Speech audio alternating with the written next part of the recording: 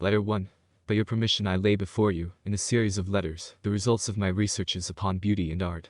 I am keenly sensible of the importance as well as of the charm and dignity of this undertaking. I shall treat a subject which is closely connected with the better portion of our happiness, and not far removed from the moral nobility of human nature. I shall plead this cause of the beautiful before a heart by which her whole power is felt and exercised, and which will take upon itself the most difficult part of my task in an investigation where one is compelled to appeal as frequently to feelings as to principles. That which I would beg of you as a favor, you generously impose upon me as a duty, and, when I solely consult my inclination, you impute to me as service. The liberty of action you prescribe is rather a necessity for me than a constraint. Little exercised in formal rules, I shall scarcely incur the risk of sinning against good taste by any undue use of them. My ideas, drawn rather from within than from reading or from an intimate experience with the world, will not disown their origin.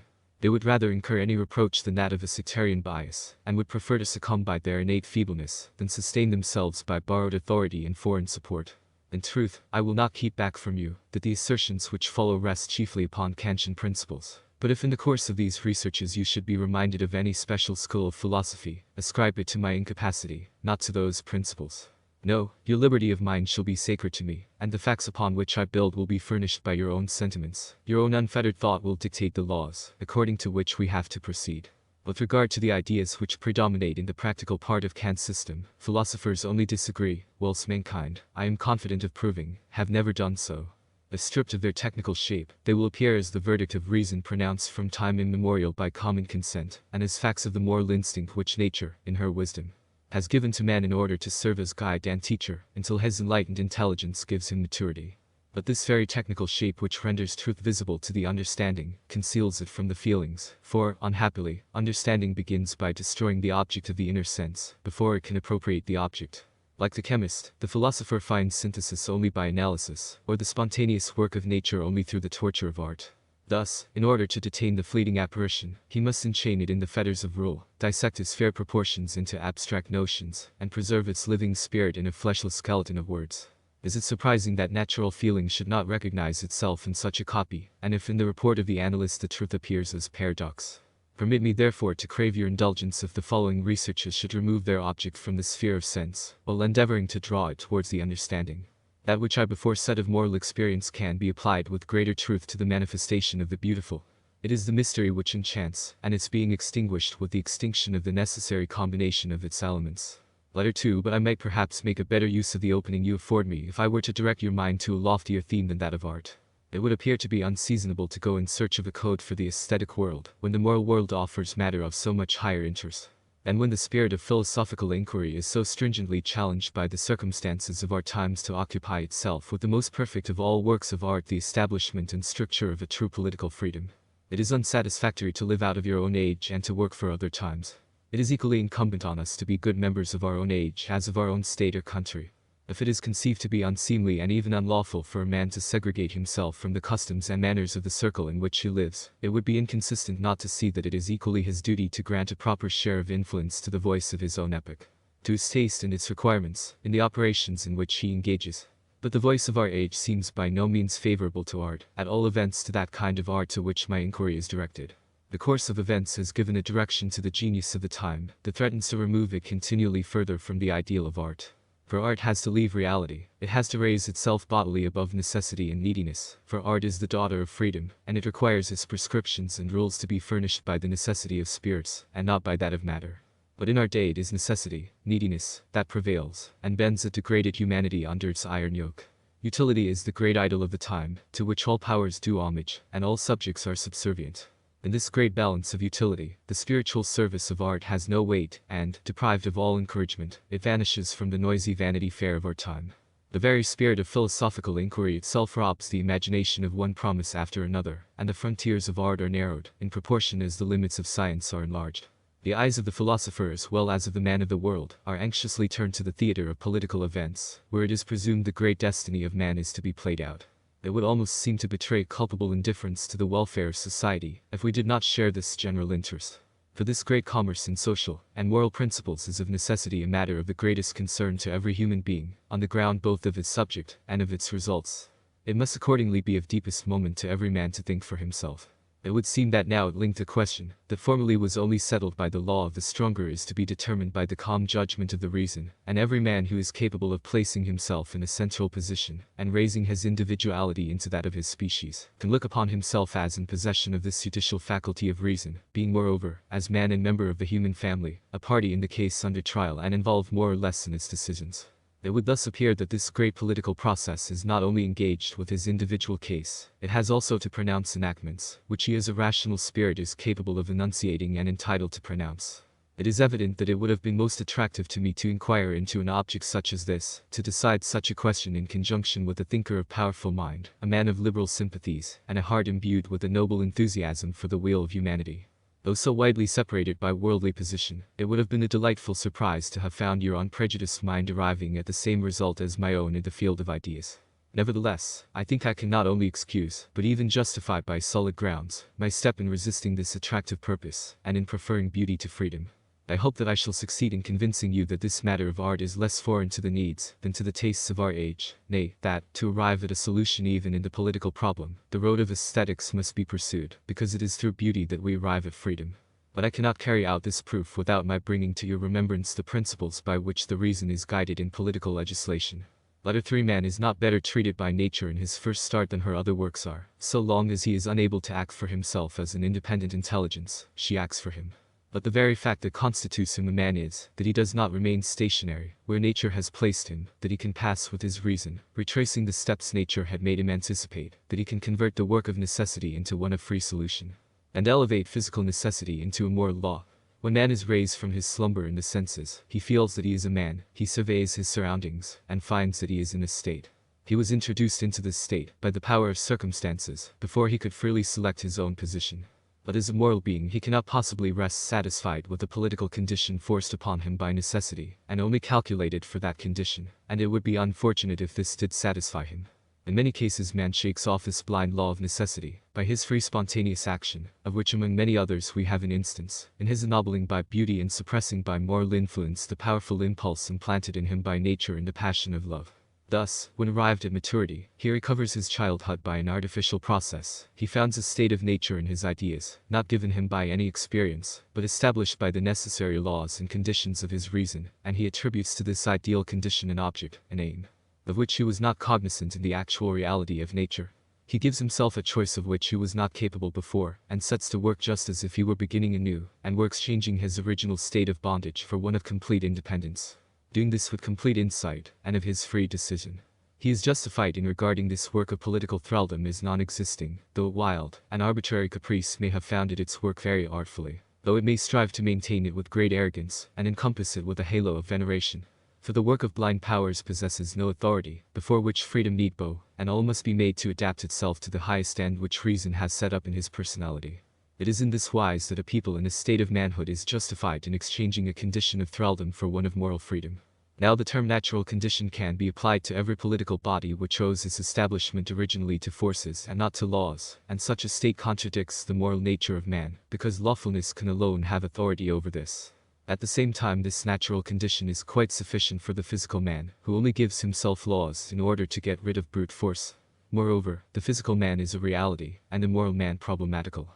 Therefore when the reason suppresses the natural condition, as she must if she wishes to substitute her own, she weighs the real physical man against the problematical moral man, she weighs the existence of society against a possible, though morally necessary, ideal of society. She takes for man something which he really possesses, and without which he possesses nothing, and refers him as a substitute to something that he ought to possess and might possess, and if reason had relied too exclusively on him, she might, in order to secure him a state of humanity in which he is wanting and can want without injury to his life, have robbed him even of the means of animal existence, which is the first necessary condition of his being a man. Before he had opportunity to hold firm to the law with his will, reason would have withdrawn from his feet the ladder of nature. The great point is therefore to reconcile these two considerations. To prevent physical society from ceasing for a moment in time, while the moral society is being formed in the idea, in other words, to prevent its existence from being placed in jeopardy, for the sake of the moral dignity of man.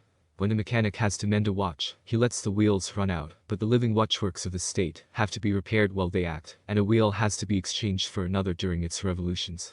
Accordingly props must be sought for to support society and keep it going, while it is made independent of the natural condition from which it is sought to emancipate it. This prop is not found in the natural character of man, who, being selfish and violent, directs his energies rather to the destruction than to the preservation of society. Nor is it found in his moral character, which has to be formed, which can never be worked upon or calculated on by the lawgiver, because it is free and never appears. It would seem therefore that another measure must be adopted. It would seem that the physical character of the arbitrary must be separated from moral freedom, that it is incumbent to make the former harmonize with the laws, and the latter dependent on impressions. It would be expedient to remove the former still farther from matter, and to bring the latter somewhat more near to it. In short, to produce a third character related to both the others, the physical and the moral, paving the way to a transition from the sway of mere force to that of law, without preventing the proper development of the moral character, but serving rather as a pledge in the sensuous sphere of a morality in the unseen. Therefore, thus much is certain. It is only when a third character, as previously suggested, has preponderance that a revolution in a state according to moral principles can be free from injurious consequences, nor can anything else secure its endurance. In proposing or setting up a moral state, the moral law is relied upon as a real power, and free will is drawn into the realm of causes, where all hangs together mutually with stringent necessity and rigidity. But we know that the condition of the human will always remains contingent, and that only in the absolute being physical coexists with moral necessity. Accordingly, if it is wished to depend on the moral conduct of man as on natural results, this conduct must become nature, and he must be led by natural impulse to such a course of action as can only and invariably have moral results. But the will of man is perfectly free between inclination and duty, and no physical necessity ought to enter as a share in this magisterial personality. If therefore he is to retain this power of solution, and yet become a reliable link in the causal concatenation of forces, this can only be effected when the operations of both these impulses are presented quite equally in the world of appearances. It is only possible when, with every difference of form, the matter of man's volition remains the same, when all his impulses agreeing with his reason, are sufficient to have the value of universal legislation. It may be urged that every individual man carries, within himself, at least in his adaptation and destination, a purely ideal man. The great problem of his existence is to bring all the incessant changes of his outer life into conformity with the unchanging unity of this ideal. This pure ideal man, which makes itself known more or less clearly in every subject, is represented by the state, which is the objective, and, so to speak, canonical form, in which the manifold differences of the subject strive to unite. Now two ways present themselves to the thought, in which the man of time can agree with the man of idea, and there are also two ways in which the state can maintain itself in individuals. One of these ways is when the pure ideal man subdues the empirical man, and the state suppresses the individual, or again when the individual becomes the state, and the man of time is noble to the man of idea. I admit that in a one-sided estimate from the point of view of morality this difference vanishes, for the reason is satisfied, for law prevails unconditionally. But when the survey taken is complete and embraces the whole man, anthropology, where the form is considered together with the substance, and a living feeling has a voice, the difference will become far more evident. No doubt the reason demands unity, and nature variety, and both legislations take man in hand. The law of the former is stamped upon him by an incorruptible consciousness, that of the latter by an ineradicable feeling. Consequently, education will always appear deficient when the moral feeling can only be maintained with the sacrifice of what is natural, and a political administration will always be very imperfect when it is only able to bring about unity by suppressing variety.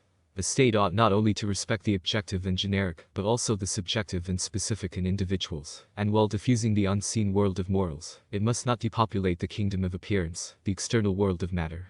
When the mechanical artist places his hand on a formless block, to give it a form according to his intention, he has not any scruples in doing violence to it. For the nature on which he works does not deserve any respect in itself, and he does not value the whole for its parts, but the parts on account of the whole. When the child of the fine arts sets his hand to the same block, he has no scruples either in doing violence to it, he only avoids showing this violence. He does not respect the matter in which he works, and more than the mechanical artist, but he seeks by an apparent consideration for it to deceive the eye which takes this matter under its protection.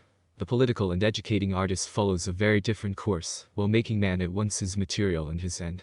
In this case the aim or end meets in the material, and it is only because the whole serves the parts that the parts adapt themselves to the end.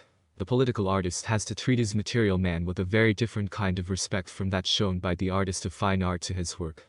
He must spare man's peculiarity and personality, not to produce a deceptive effect on the senses, but objectively and out of consideration for his inner being. But the state is an organization which fashions itself through itself and for itself, and for this reason, it can only be realized when the parts have been accorded to the idea of the whole. The state serves the purpose of a representative, both to pure ideal and to objective humanity, in the breasts of its citizens. Accordingly, it will have to observe the same relation to its citizens in which they are placed to it. and it will only respect their subjective humanity in the same degree that it is noble to an objective existence. If the internal man is one with himself, he will be able to rescue his peculiarity, even in the greatest generalization of his conduct, and the state will only become the exponent of his fine instinct, the clear formula of his internal legislation. But if the subjective man is in conflict with the objective and contradicts him in the character of the people, so that only the oppression of the former can give the victory to the latter, then the state will take up the severe aspect of the law against the citizen. And in order not to fall a sacrifice, it will have to crush underfoot such a hostile individuality, without any compromise. Now man can be opposed to himself in a twofold manner. Either as a savage, when his feelings rule over his principles, or as a barbarian, when his principles destroy his feelings. The savage despises art, and acknowledges nature as his despotic ruler. The barbarian laughs at nature, and dishonors it, but he often proceeds in a more contemptible way than the savage, to be the slave of his senses. The cultivated man makes of nature his friend, and honors his friendship, while only bridling its caprice. Consequently, when reason brings her moral unity into physical society, she must not injure the manifold in nature. When nature strives to maintain her manifold character in the moral structure of society, this must not create any breach in moral unity. The victorious form is equally remote from uniformity and confusion.